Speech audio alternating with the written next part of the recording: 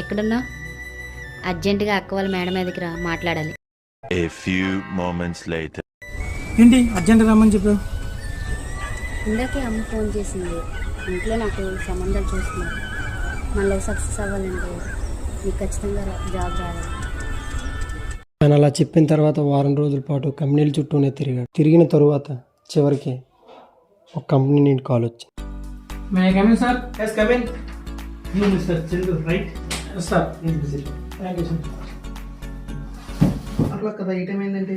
అంటే సార్ ఆఫీస్కి వెళ్ళాను, అక్కడి నుంచి మీ ఇంటికి వెళ్ళమన్నారు. మీ ఊరు వచ్చి ఎత్తుకొని వచ్చేదానికి ఈ టైం అయింది సార్.